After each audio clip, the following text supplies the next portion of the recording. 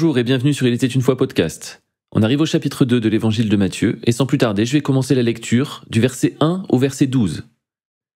Jésus étant né à Bethléem en Judée, au temps du roi Hérode, voici des mages d'Orient arrivèrent à Jérusalem et dirent : Où est le roi des Juifs qui vient de naître ? Car nous avons vu son étoile en Orient et nous sommes venus pour l'adorer. Le roi Hérode, ayant appris cela, fut troublé et tout Jérusalem avec lui. Il assembla tous les principaux sacrificateurs et les scribes du peuple, et il s'informa auprès d'eux où devait naître le Christ. Ils lui dirent : À Bethléem, en Judée, car voici ce qui a été écrit par le prophète. Et toi, Bethléem, terre de Juda, tu n'es certes pas la moindre entre les principales villes de Juda, car de toi sortira un chef qui paîtra Israël, mon peuple. Alors Hérode fit appeler en secret les mages et s'enquit soigneusement auprès d'eux depuis combien de temps l'étoile brillait. Puis il les envoya à Bethléem en disant : Allez et prenez des informations exactes sur le petit enfant. Quand vous l'aurez trouvé, faites-le-moi savoir, afin que j'aille aussi, moi-même, l'adorer. Après avoir entendu le roi, ils partirent. Et voici l'étoile qu'ils avaient vue en Orient marcher devant eux, jusqu'à ce qu'étant arrivée au-dessus du lieu où était le petit enfant, elle s'arrêta. Quand ils aperçurent l'étoile, ils furent saisis d'une très grande joie. Ils entrèrent dans la maison, virent le petit enfant avec Marie, sa mère, se prosternèrent et l'adorèrent. Ils ouvrirent ensuite leur trésor et lui offrirent en présent de l'or, de l'encens et de la myrrhe.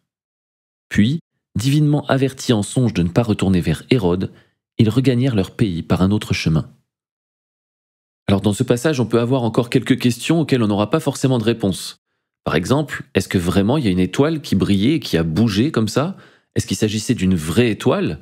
Est-ce que les rois mages, c'est des astrologues ? Est-ce que Dieu est pour l'astrologie ? Est-ce qu'il parle au travers des astres ? Pourquoi il est question de son étoile ? Pourquoi le Christ aurait une étoile en particulier ? Et comment ces mages pouvaient être sûrs que le Christ était né ? Le texte ne répond à aucune de ces questions. Par contre, on voit qu'il y a des mages venus d'Orient qui arrivent à Jérusalem et ils savent que Christ est né, que le Sauveur est né, le roi des Juifs. Ça nous montre une chose, des non-juifs discernent la naissance du roi des Juifs. C'est-à-dire que le peuple d'Israël, c'est le peuple élu, mais ça ne veut pas dire que les autres peuples sont rejetés. Ça veut juste dire que c'est le peuple qui a été choisi pour que la révélation du Fils de Dieu passe par lui. À partir du moment où Dieu s'incarne en un être humain, forcément, il descend d'une lignée humaine. Donc il y a un choix à faire, et c'est le peuple d'Israël qui a été choisi. Mais cette révélation, elle vient pour le monde entier. La preuve dès le début avec ces rois mages qui n'étaient pas juifs. Ensuite, on voit que le roi Hérode et tout Jérusalem est troublé par cette annonce. Et le roi, du coup, il assemble les principaux sacrificateurs et les scribes, donc les référents religieux de l'époque, pour savoir vraiment où devait naître le Christ. Et eux, ils le savent très bien. Ils répondent : à Bethléem en Judée. Et ils citent une prophétie, puisqu'il est écrit : Toi, Bethléem, terre de Juda, tu n'es certes pas la moindre entre les principales villes de Juda, car de toi sortira un chef qui paîtra Israël, mon peuple. Donc les Juifs savent très bien, d'après les Écritures, d'où est censé venir le Christ. Donc par cette histoire, Matthieu il continue de démontrer à quel point Jésus est le Christ, et à quel point il correspond en tout point aux prophéties annoncées. Ce qui est intéressant aussi de voir, c'est que tout Jérusalem fut troublé avec le roi Hérode. C'est-à-dire que la naissance de Jésus ne devait pas passer inaperçue, même si ça voulait dire se faire des ennemis, notamment le roi Hérode qui était jaloux. Cette histoire aussi a été sûrement vécue comme une grosse confirmation pour Marie et Joseph, qui d'un coup voient débarquer, là, sur le lieu de l'accouchement, des mages avec leurs trésors, en se prosternant, en adorant le bébé qui vient de naître. Et des confirmations, Matthieu nous en donne encore quelques-unes. Il veut vraiment prouver que Jésus est le Messie.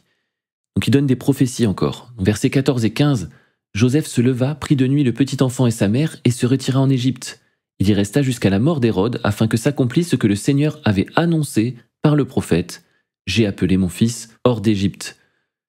Au verset 17 aussi, alors s'accomplit ce qui avait été annoncé par Jérémie le prophète. On a entendu des cris à Rama, des pleurs et de grandes lamentations. Et également au verset 23, il vint demeurer dans une ville appelée Nazareth, afin que s'accomplisse ce qui avait été annoncé par les prophètes. Il sera appelé Nazaréen. Donc Matthieu, lui qui est juif, raconte une histoire d'un couple qui est juif, qui donne naissance à un enfant, et il fait tous les liens dans les Écritures pour montrer que cet enfant est le Messie et qu'il est l'accomplissement de toutes les prophéties. À bientôt sur Il était une fois podcast.